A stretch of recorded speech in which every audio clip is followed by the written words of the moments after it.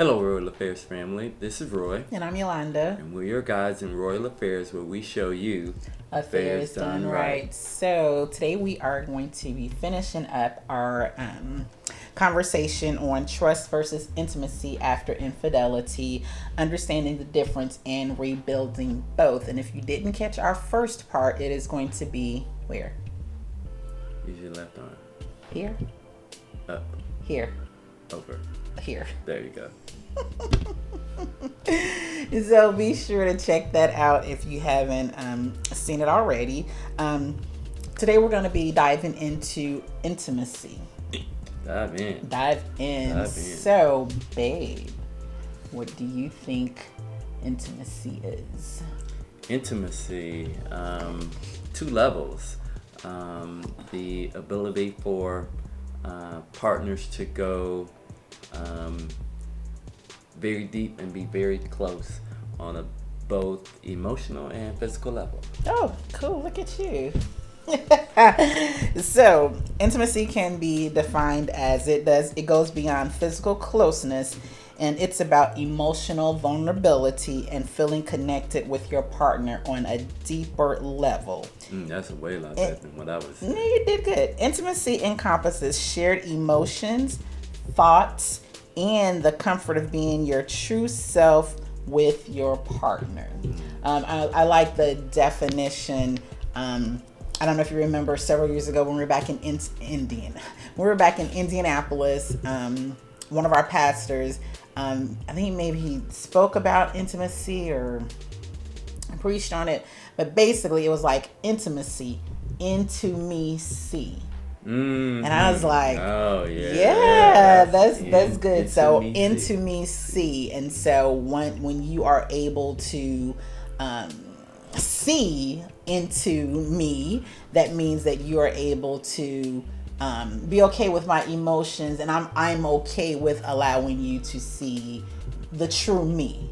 All of me. And so after infidelity occurs, it breaks that emotional and that physical connection between partners, and it leaves the betrayed partner feeling distant, insecure, or even disgusted at the thought of physical intimacy, right? And so restoring this closeness requires a combination of both emotional healing and gradual reconnection. And so one of the things that I think is paramount is being vulnerable.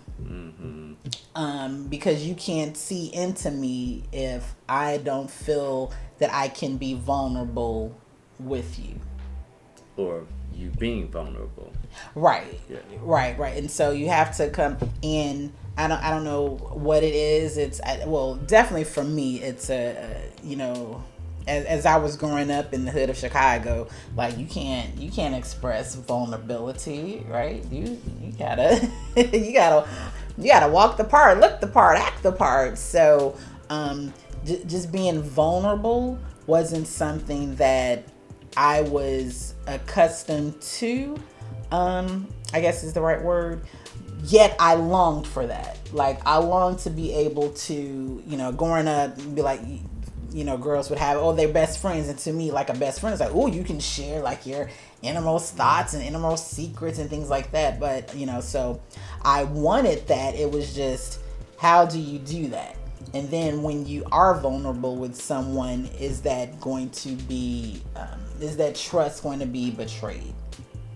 So going through infidelity, whether you were once a person that was vulnerable or you were not a person that's vulnerable, if you are going to move forward in healing, whether you're together or whether you're not together, good point. Good point.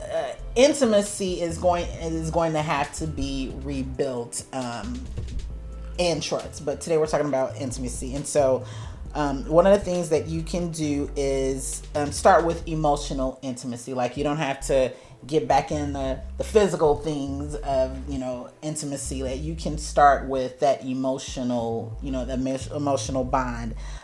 So before you attempt to rebuild the physical intimacy, Focus on restoring emotional closeness. Be vulnerable with each other, share your fears and your dreams, and then rekindle the connection that was once there. Because obviously there was something there, I'm not going to say obviously, let me not assume. Right. For us to have been married for 20 plus odd years, there had to have been something there. And so after infidelity, it's a matter of finding that again and rebuilding that again. And so you can spend time discussing meaningful topics like your goals for the future, your personal interests, or even your moments from the past that bring like positive memories. Correct. Yeah. Yeah. So how did we do that? Let me go back to something that you said. What did I say? The physical intimacy portion and then the emotional connection, because I think for the healthy relationships, there's a level of emotional intimacy that's there that should be the birthplace of physical intimacy. So, a lot of people will say, or guys will say, well, if you want your wife to be ready at night, then you better start getting her ready first thing in the morning mentally, right? Do those things to, connect with her emotionally during the day so that in the evening, noontime, whatever. Could be noontime. Yeah, could be noontime. Could be feeling a little bit noonish. Could be feeling noonish. That preparation and those two things kind of go together because just like you said, after the aftermath of infidelity, that physical intimacy can be a challenge. Right. And so that's building that emotional intimacy is so paramount. And again, you can discuss your goals or even revisit the dreams that you had and then maybe the things that you did prior to the infidelity, or just revisiting, remember the times, right? What brought you two together, how did you guys meet, those things like that sort of like, okay, we can do this. It doesn't have to be like a heavy topic. Oh, it doesn't. And definitely during our therapy session, our therapist counselor would invite us to remember, well, what brought you guys, what do you like about Yolanda? What first attracted you to Yolanda? And it was her walk. I knew you was going to say that. You knew I was going to say it because it's true. I've said it before. Yes. So, again, kind of being in that setting helped for us facilitate kind of going back to those basics, that emotional level, because sometimes the physical thing, it just seems so far off at that particular moment. So I'm grateful that our counselor therapist didn't just say, well, when last time y'all slept together? Like, wait a minute, bro. Like, let's start with some of the basics, and building those building blocks helps you to migrate from the thick of it, the worst of it, to growing from there. All right, and what you said was so key. Like, you have to, there's one of the reasons why we stopped going to the first person and went to a licensed professional because it wasn't like it was. It's okay. You talk about what you like, I talk about what I like, but that ain't helping us at this. That's not helping us at this moment. So knowing who you are and knowing what you want and saying, okay, that ain't where we are right now. We need somebody that's gonna help us in the now. So the now was, how do you rebuild on an emotional level? Let's build that emotional intimacy first before we start putting y'all back in the sack. In the sack? I don't know. Let's build that emotional. Let's rebuild that. Let's work on that emotional. Let's go out to the barn, girl. Okay. And then another tip, to rebuild an intimacy is to have physical affection without expectation. Physical affection without expectation. And so it's important to reintroduce physical touch without the pressure of sexual intimacy. And so simple gestures like holding hands, cuddling, or even giving each other a back rub can help restore physical closeness over time. And so you can do this by making time for non-sexual touch, like hugging each other for at least 30 seconds each day. Physical closeness helps release oxytocin, the bonding hormone. And I know this was something that I struggled with. Is struggle the right word? This is something I had to grow into. It must have been a struggle. The physical affection without expectation, because, and I think I mentioned to you, like when you would rub my back or use some type of physical touch, I would like tense and cringe, because in my mind it's like, okay, I don't want any, like, I don't want this to lead to anywhere. Mm-hmm. And we had to have that open and honest dialogue and communication. Like, so babe, when you do that, that just makes me think that you ready to go be physically intimate, and that's not where I am right now. Mm-hmm. Mm-hmm. The physical component of those small gestures, non-sexual touch, touches without sexual intent, I think helps to, and specifically for us too, just breeds a connection point. Mm-hmm. Again, without the anticipation that this is going to lead to something, creates that, hey, we're okay. Mm-hmm. And the desire to still want to be connected. And it doesn't have to be something, grand, or, let me grab all over you and touch you in all these different ways. But, just a reassuring, as you're, riding along in the car, those, simple moments where, I may grab your hand, or, hey, let me, help you out the door. Those things of that nature, I think, one, shows that you care, and as well that you're wanting to kind of close the gap on a physical level, because sometimes even when you're going through the thick of things, you don't want to talk to that person, you don't want to see that person, and so and sometimes you don't want to touch that person, you don't want to even see them touching nobody else.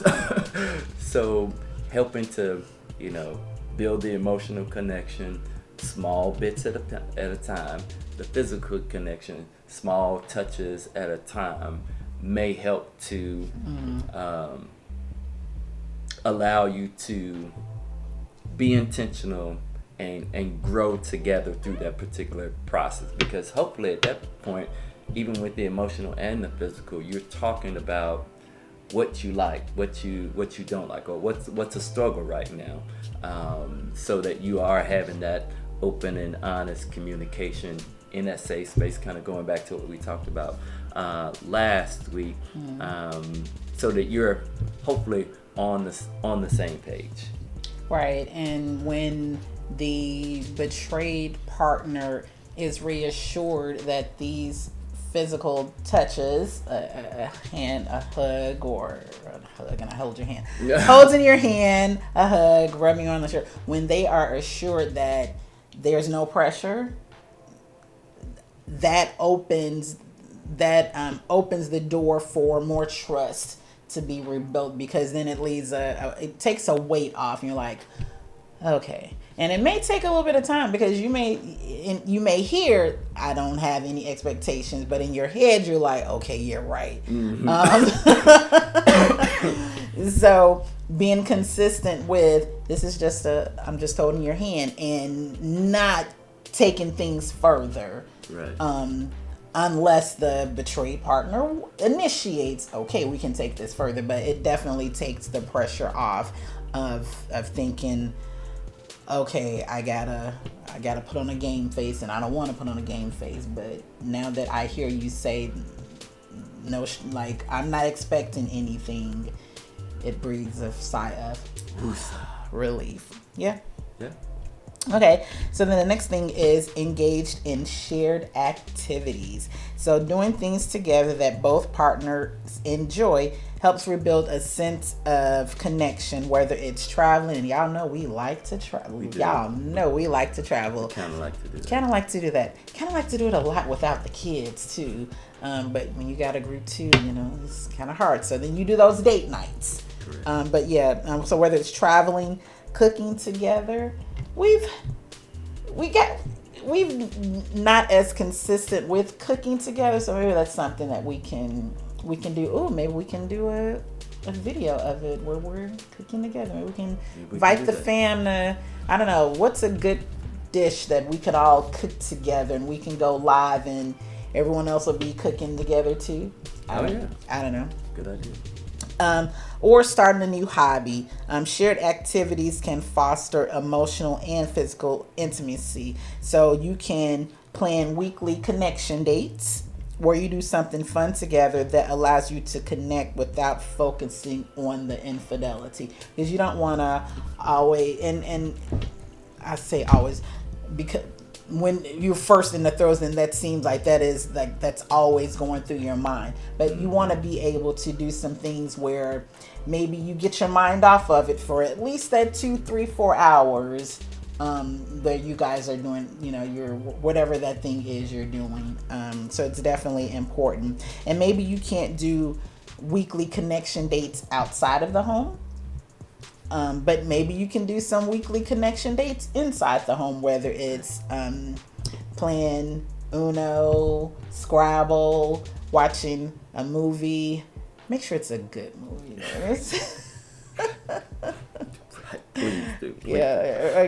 But even if it's a bad movie, then you can talk about, man, can you believe? Can you believe? But yeah, just the idea of doing something together. Shared experiences, yeah. Yeah, engaging in those shared experiences that are going to foster that emotional and physical intimacy. And I think kind of coupled along with that, shared new experiences allow you to see your partner in a different way. If you've always kind of done the same things, some things may sound or seem repetitive, but sometimes introducing something new stretches the relationship, because maybe it exudes different emotions in a different circumstance. You see your partner, or I can see you in a different way.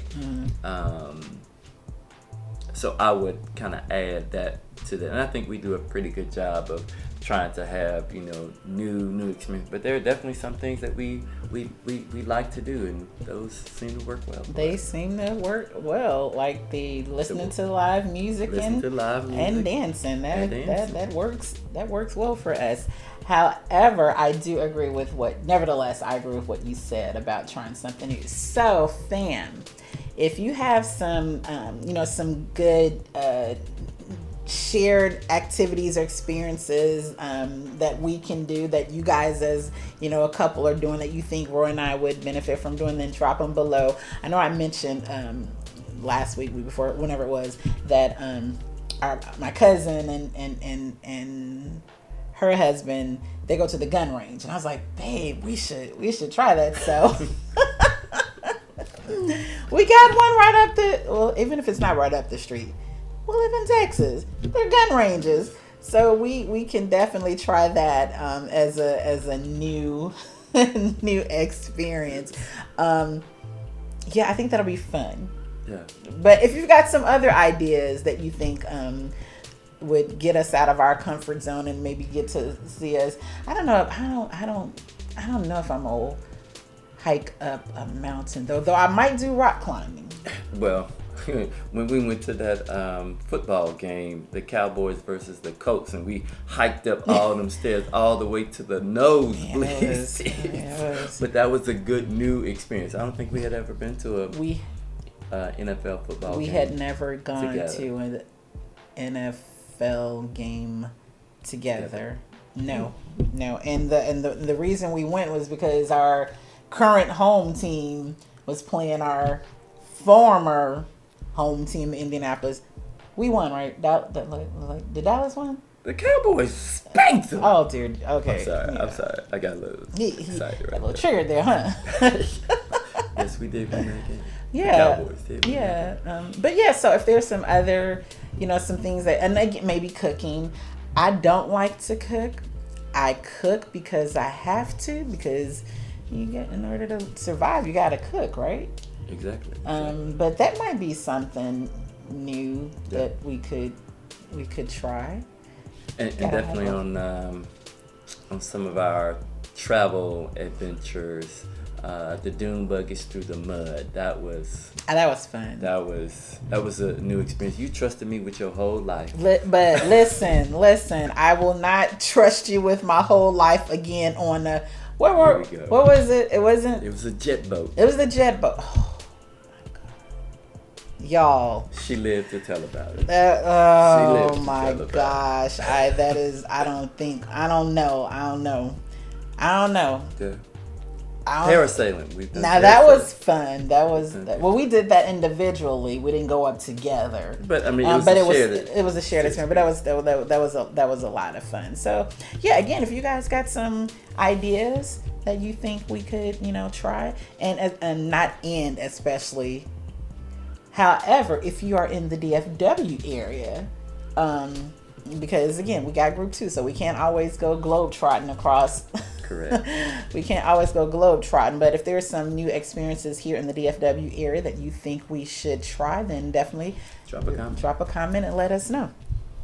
Okay, and then then you want another tip is that you want to gradually reintroduce sexual intimacy, and it should be reintroduced at a pace that both partners feel comfortable with. And you want to take time to talk about any hesitations, boundaries, or emotions surrounding physical intimacy, and be respectful of each other's needs. So an example could be that you start by setting aside time to talk about your physical relationship, right? So what made you close before? What are your concerns now? This is going to set the stage for a slow, comfortable reintroduction of physical closeness. For sure. I did not do that. Why are you looking at me? Please expound. I'm going to. So for me, because I'm the type of person, I growing up, I would put up walls, right? And so if you did something to hurt me and you shattered my trust, and I know it had to do with my dad going in and out and in and out. He says he's going to do something and I'm not going to do it, and so then you build up these emotional walls. Mm-hmm. And so we had been married long enough, we'd gone through counseling long enough for me to know, okay, if I put up a wall for our physical intimacy, I don't know if you're ever going to break through that wall. So sexual intimacy, it resumed quicker probably than maybe someone else. But again, it was my own personal choice. But that doesn't mean that it wasn't still a challenge. Correct. And let's be honest. If there's a breach of trust and infidelity is the case, there's going to be physical. And there's going to be this emotional roller coaster that you find yourself on. And for me, I did not want to build a wall of not being physically intimate with you, because I knew that I wanted us to be together. And so then you just have to you have to go through the mental, okay, no, can't think about this. Okay, and if you are, okay, babe, okay, listen, I'm being triggered right now. We go stop, we go talk about this, and we'll resume this, at a time where I'm no longer being triggered. But again, because we had gotten to a place of we are rebuilding and we are having open communication, and we're talking through this, it was no problem to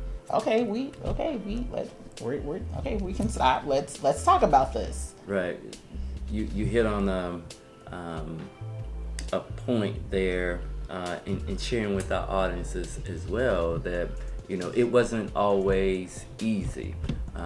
So if Yolanda was, and if you were going through an emotional trigger at that particular moment and said, what, I'm not feeling safe, I'm not feeling secure at this, I've just been triggered, at this particular moment. So at that time, it was,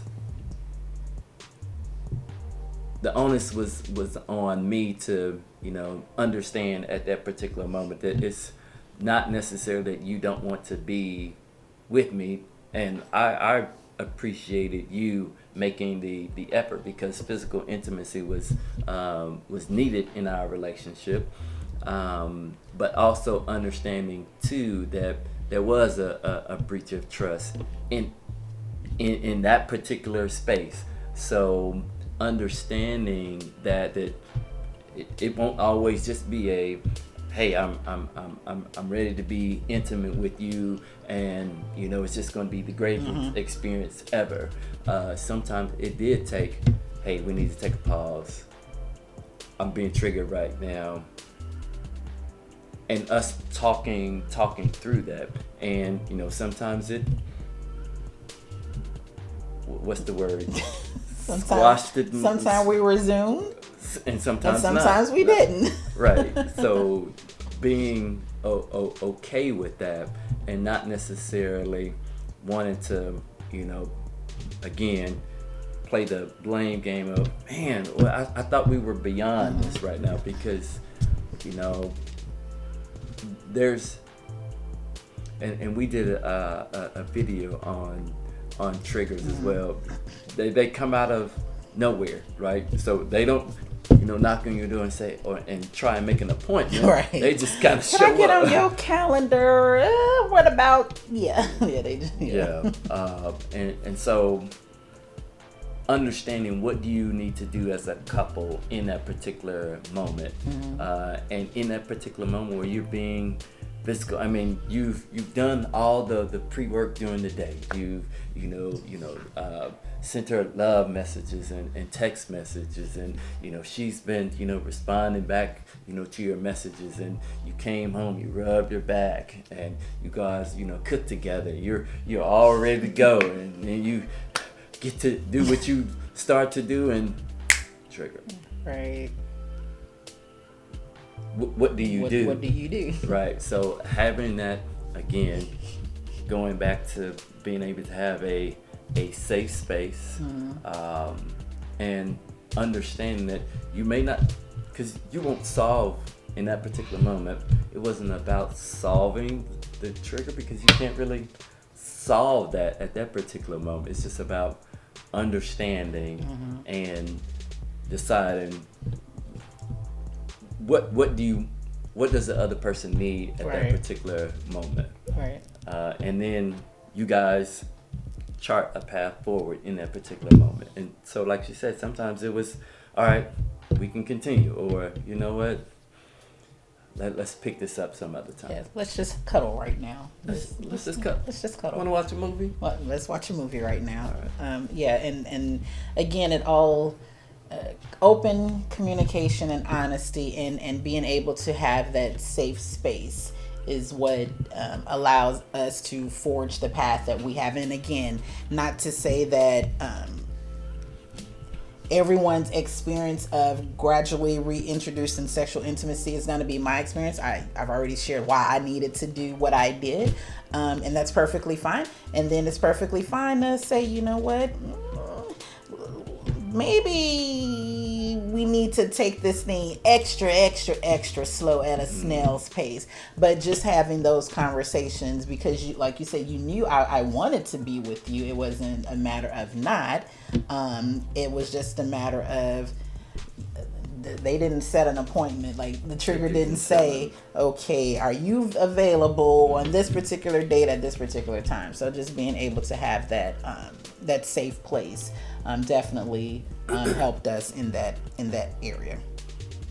So How do we accomplish both? Because they're both equally important. Trust and intimacy, they work hand in hand, right? So again, we've already discussed it, but we'll just give a quick recap. Rebuilding trust, you're going to have those regular check-ins, right? Right.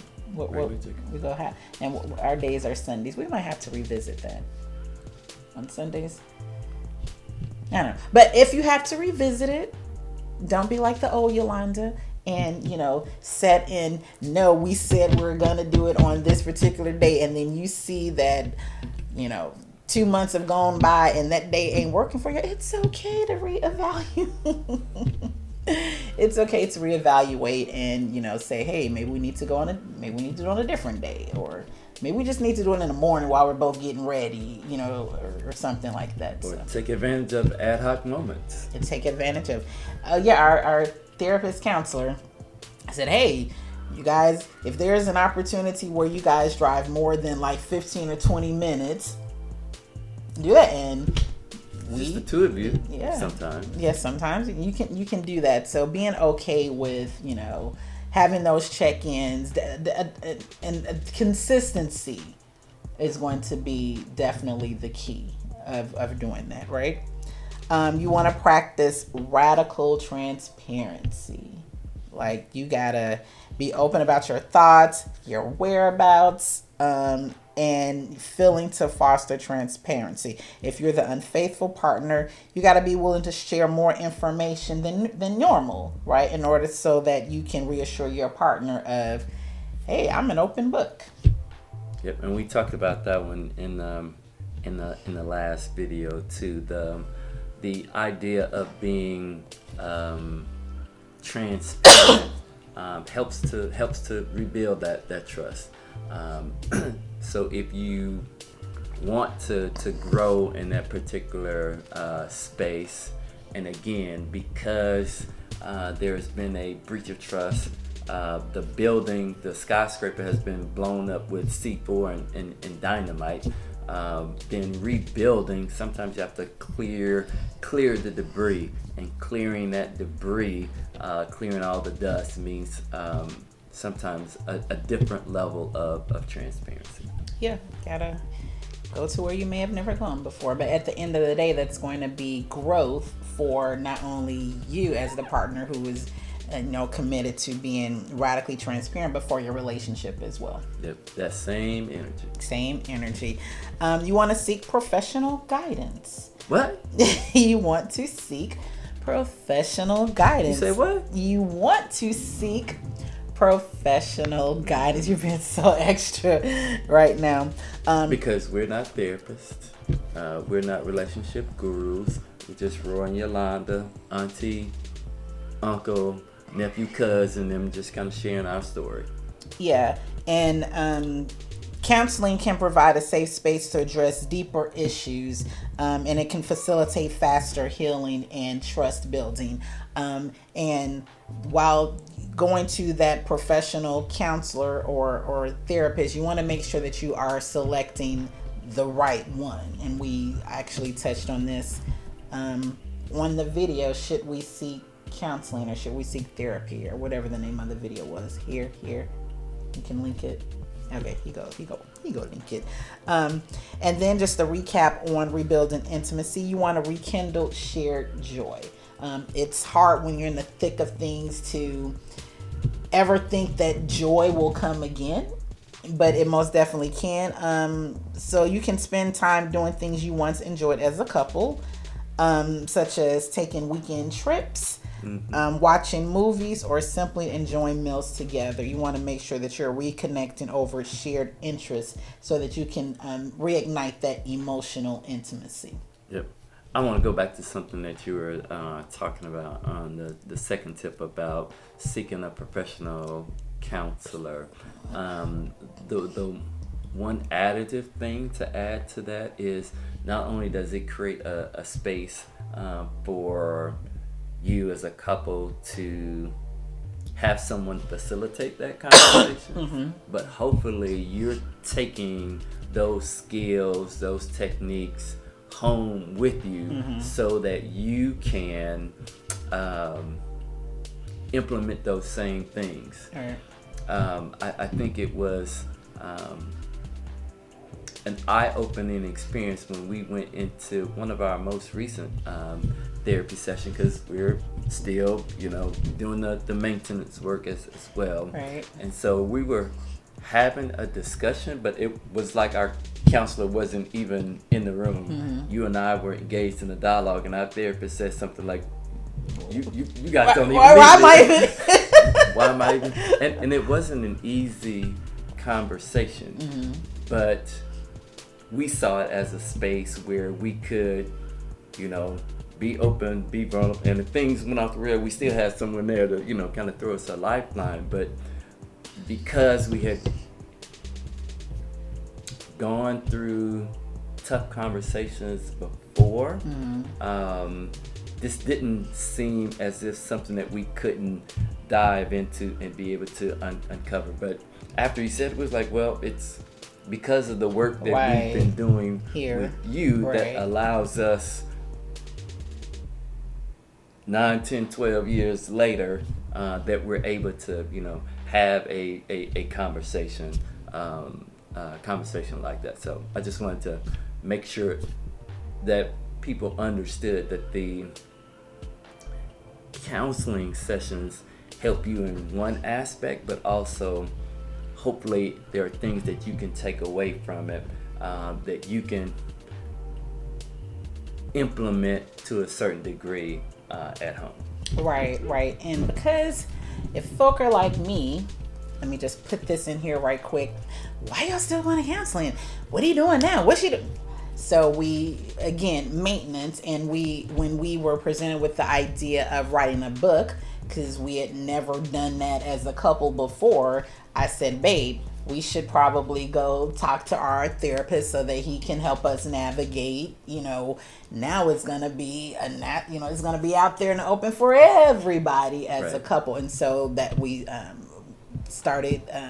Called our therapist and say, hey, got this exciting opportunity, writing a book. We coming back in because we want help to navigate this particular process. And so that's why, we started going back, and again, just maintenance. And we've got some things that we're working on with our counselor as it relates to couples. And again, we still got to make sure that we're together, and that we're facilitating open and honest and having open and honest communication, and that we are still utilizing the tools that we've been presented with, because how are we going to present some things to you guys if all hell is breaking loose over here? So Right.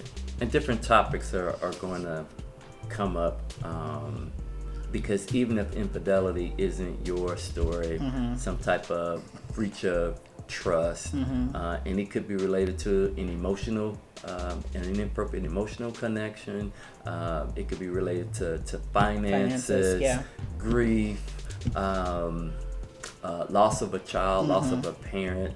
Those things can impact a relationship, and if it's the dynamite that causes, even if it's not the whole building to crumble, if there's a floor that's wiped out in that building, you still need, maybe someone to help you rebuild that. right, to provide you with those tools that are needed. So Yep. yeah, so I think our last session, we're like, okay, well, we can see y'all at the beginning of the year. Like, we'll like, y'all got this. But obviously we know, and he knows, like, if there's anything critical or anything like that, he's a phone call away. And that's what you want. You want to be able to take those tools and use them. Right. Okay, so we talked about rekindle shared joy. Then you want to focus on non-sexual touch. And that's just making sure that you reintroduce physical connection without the expectation of sex. You want to start small with cuddling, holding hands, or even sleeping in the same bed again, because you may have been like, what, get out. Mm-hmm. Get out. But you want to start with focusing on those things that bring about a level of emotional and physical connectivity without the expectation of there's going to be something following, that there's going to be sex afterwards. Right. And hopefully it's something that the two of you agree on, and if you don't agree, then talk about, well, why don't we agree, and how do we bridge this gap, or is there some type of compromise that needs to be had? So, which is a perfect segue into the last and final tip on bringing all this together when it comes to intimacy. You want to communicate your desires and boundaries. So both partners should openly discuss what they're comfortable with regarding intimacy. This mutual understanding will help ease any tension or pressure to rush into physical closeness before you're both ready. So again, you'll probably hear it 1,000,001 times. Communicate, open and honest communication and transparency, because you don't know what I'm thinking, I don't know what you're thinking if we're not sharing that openly with one another. Hold on, let me see if I can read your mind. Oh, dear Let me see. Let me look. I'm not getting anything. That forehead is in the way. Oh my god. You're funny. So yeah, you want to definitely be able to communicate those desires and boundaries. Do you have any? I thought you were going to say something. Oh, no. Oh, okay, yeah. So our final thoughts is, again, trust and intimacy. They are both essential to healing a relationship after infidelity. And I'm going to go a step further, where there's been any type of breach of trust. Trust and intimacy are essential. So if you're going to communicate on honest communication, emotional vulnerability, consistent efforts, then you can rebuild those aspects of your relationship. Now, don't forget, healing is going to take time.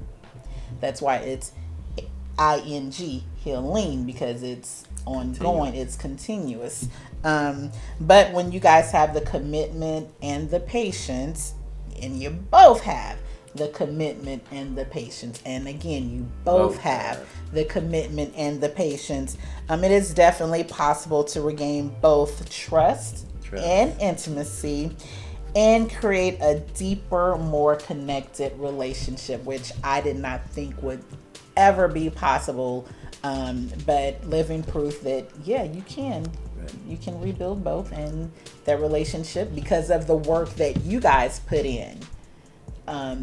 With those communication and the honesty and the transparency and all of those things, then you can be even more connected than you were even prior to the breach of trust. And we want the same, and we pray the same for each and every one of you. We want to hear about your successes as well, and even if you're early in the journey, later on in the journey, sharing that with others is critical.